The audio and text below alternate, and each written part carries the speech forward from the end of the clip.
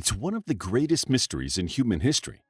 The Library of Alexandria, once the crown jewel of ancient knowledge, said to contain hundreds of thousands of scrolls, was destroyed. But how and why? Was it Julius Caesar? Religious fanatics? A slow decline rather than a fiery end? The truth is, we don't know everything, and what we think we know is tangled in legend, rumor, and political rewriting. But one thing is certain. The destruction of the Library of Alexandria wasn't just the loss of books. It was the silencing of voices, ideas, and discoveries centuries ahead of their time. Imagine a world where we'd preserved it all: lost plays, forgotten inventions, the blueprints of civilizations. Today, we dig through the ashes of history not just to find answers, but to feel what was lost. This is the story of the library that burned, and the light it still casts over us all.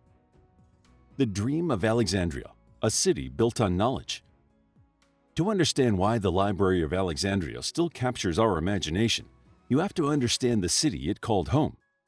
Alexandria wasn't just another port on the Mediterranean. It was a dream, a vision brought to life by a man with an empire, Alexander the Great. Founded in 331 BCE, Alexandria was meant to be more than a city. It was designed to be a lighthouse of culture, power, and philosophy. Alexander himself envisioned it as a meeting point between East and West, Greek and Egyptian, science and religion. After his death, the city was ruled by the Ptolemies, a Macedonian Greek dynasty that embraced this vision of cultural fusion and took it even further. Under Ptolemy I and his successors, Alexandria became the intellectual heart of the ancient world. At its center stood the Mausoleum, a temple to the Muses and the beating heart of a new kind of ambition. The Great Library of Alexandria, one of the most ambitious projects in human history, was part of the Mausoleum. The library was not just a collection of scrolls, but a monument to everything we could know. Historians believe the library may have held anywhere from 40,000 to 400,000 scrolls. That's a massive range, and it speaks to the mystery that still surrounds it. But even the lower estimates suggest something extraordinary. These were not printed books. These were hand-copied scrolls, each one painstakingly written by scribes and scholars. They covered everything from astronomy and medicine to poetry, politics, botany, and engineering. The goal? Nothing less than collecting all the world's knowledge. The Ptolemies had a policy. If a ship entered the port of Alexandria, it was searched for scrolls. Those scrolls were taken, copied, and then, sometimes, the copy was returned to the owner. The original stayed in Alexandria. It was a massive and sometimes controversial operation, but it showed just how serious the city was about knowledge. And this wasn't just about collecting scrolls. The library was a research institution, a think tank. It employed full-time scholars, many of whom lived on site. They received stipends, food, and housing so they could dedicate themselves fully to study. Thinkers like Eratosthenes, who calculated the circumference of the earth with astonishing accuracy using only shadows and math. Or Hipparchus, who helped lay the foundations of trigonometry. Or Herophilus, who dissected human bodies and wrote about the nervous system centuries before others dared to.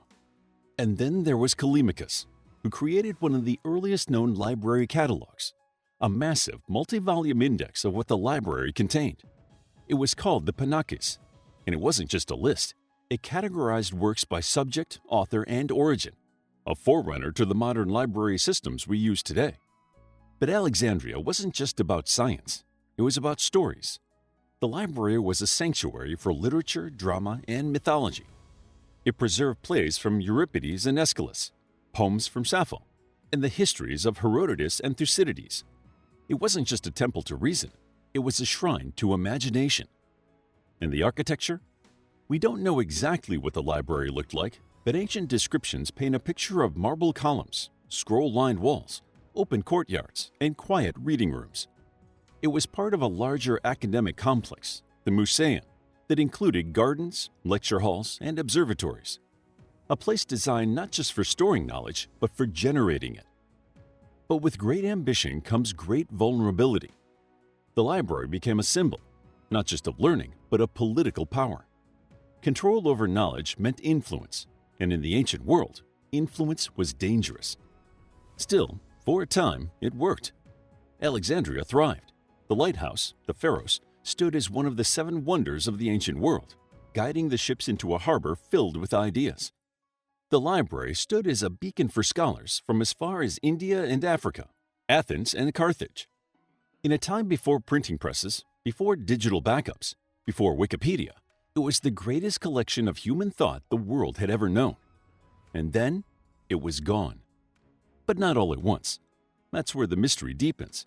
And in the next section, we'll explore who, if anyone, actually burned the Library of Alexandria. Because as much as this chapter is about dreams and discovery, the next one is about fire, blame, and a loss that still haunts us today. Who burned it? Let's talk truth, myth, and politics. The Library of Alexandria wasn't destroyed in a single fiery night. Instead, its end is a tangled web of political missteps, religious conflict, war, and slow decay. Even today, historians debate about who, if anyone, can truly be blamed for the destruction of history's most iconic library. But what we're left with is less a whodunit and more a tragedy of neglect, ideology, and unfortunate timing. One of the most popular suspects is Julius Caesar. In 48 BCE, during his military standoff with Ptolemy XIII in Alexandria, Caesar set fire to the Egyptian fleet in the harbor to protect his own ships. That fire, according to ancient accounts like Plutarch and Cassius Dio, spread from the docks into the city, and possibly to warehouses near the library, where scrolls were being stored temporarily.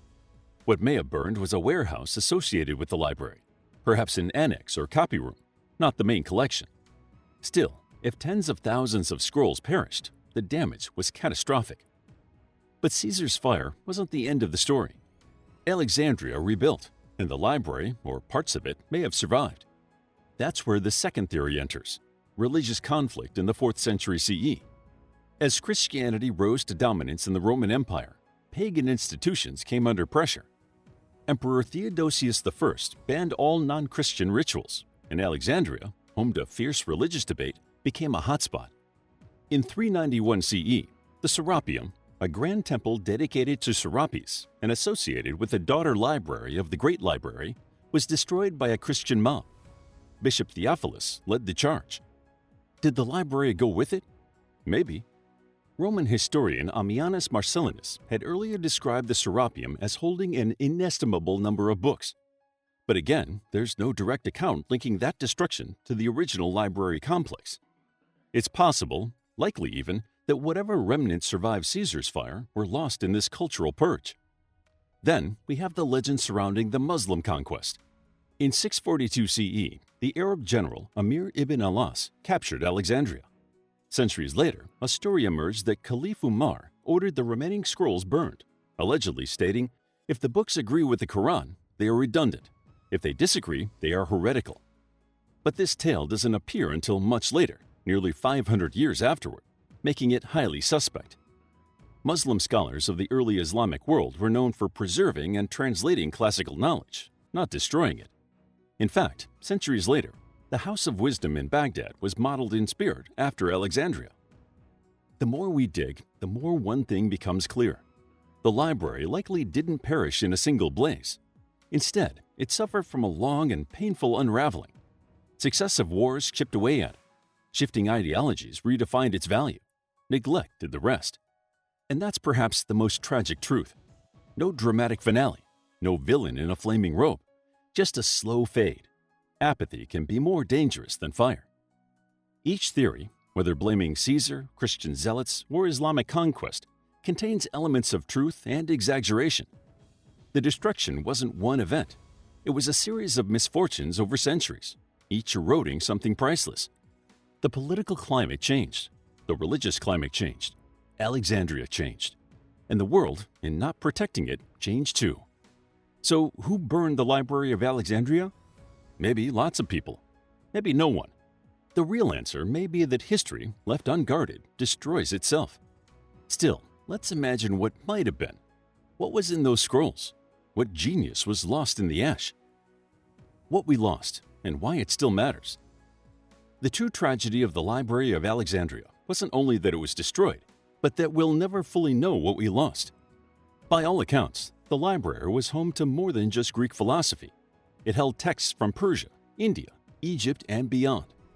There may have been medical treatises detailing surgical techniques centuries ahead of their time, astronomical charts that map the stars with surprising precision, engineering concepts that vanished for a millennium, even blueprints of steam-powered inventions, hinted at in the works of Heron of Alexandria, an inventor who created early models of machines that operated with heat and pressure. We lost the complete works of Aristotle, the full records of pre-Christian Egyptian history, tragedies by Sophocles and Euripides that no one alive has ever read, histories, experiments, philosophies, gone. And what could we have been if we'd kept them?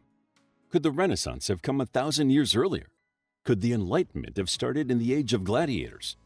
Could we have charted the stars or cured diseases long before we actually did? But here's why it still matters. The story of the library isn't about scrolls and ash. It's about human memory, about what happens when we don't protect knowledge, about the fragility of progress.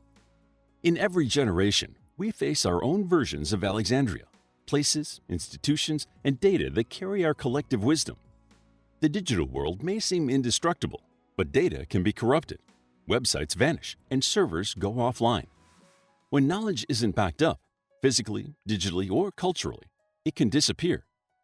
The Library of Alexandria reminds us to care for what we know, to document, preserve, and share, and to invest in education, protect free inquiry, and never take for granted the libraries, archives, and thinkers of our time. After all, it wasn't only papyrus that burned, it was potential. Conclusion. The Library of Alexandria was more than a building. It was a symbol of everything human curiosity can achieve. Its fall reminds us not only of what we lost, but of what we must protect. Today, the flames may be metaphorical, but the danger is the same: ignorance, apathy, and censorship. If we want to honor what was lost, we must fight for what remains. We must be the scribes of our age, the preservers of knowledge for tomorrow. How would you like to get a deeper understanding of history, impress your friends, and predict the future more accurately based on past events?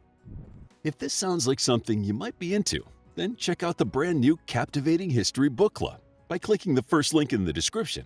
To learn more about classical antiquities, check out our book, Classical Antiquity, a captivating guide to ancient Greece and Rome and how these civilizations influenced Europe, North Africa, and Western Asia. It's available as an ebook, paperback, and audiobook. If you found the video captivating, please hit the like button and subscribe for more videos like this.